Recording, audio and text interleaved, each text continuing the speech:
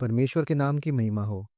आज के समय में यदि हम किसी जगह जाएं और हमें फ्री वाईफाई मिल जाए तो हम बहुत खुश हो जाते हैं। ये सोचते हैं कि अब तो आराम से समय कट जाएगा। हम सोचते हैं कि हमें सब कुछ करने की आज़ादी मिल गई है। हम अपने जीवन में भी कई बार इसी प्रकार महसूस करते हैं कि हम कुछ भी करने के लिए सचमुच स्वतंत्र हैं। लेकिन अगर आप गहराई से सोचें तो क्या आप सचमुच स्वतंत्र हैं? अक्सर लोग अपनी छिपी हुई बुरी आदतों, मानसिक चिंताओं और संसार के दबावों के गुलाम होते हैं। ऊपरी तौर पर दिखने वाली ये स्वतंत्रता केवल एक भ्रम है।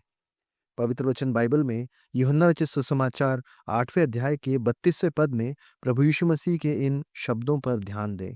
तुम सत्य को जानोगे और सत्य तुम्हें स्वतंत्र करेगा। यहाँ परमेश्वर हमसे किसी बाहरी गुलामी की नहीं, बल्कि हमारे आत्मा के बंधन की बात कर रहे हैं। जब तक हम उस वास्तविक सत्य को नहीं पहचानते, तब तक हम कभी भी मुक्ति या उद्धार नहीं पा सकते। किस बात से छुटकारा, किस बात से उद्धार?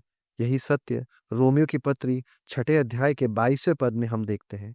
परंतु अब पाप से स्वतंत्र होकर और परमेश्वर के दास बनकर तुमको तुम्हारा फल मिला, जिससे पवित्रता प्राप्त होती है और उसका अंत अनंत जीवन है।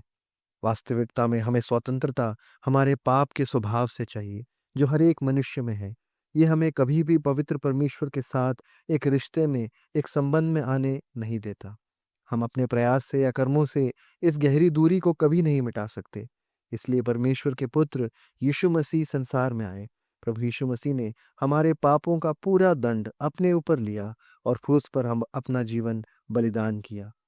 वो मारे गए, गाड़े गए, तीसरे दिन मृत्यु से वो जीवित हो उठे, क्योंकि वो परमेश्वर है।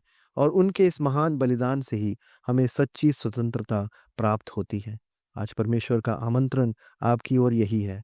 अपने पापों से मन फिराएं, प्रभु यीशु मसीह पर भरोसा रखें और उस स्वतंत्रता को पाएं।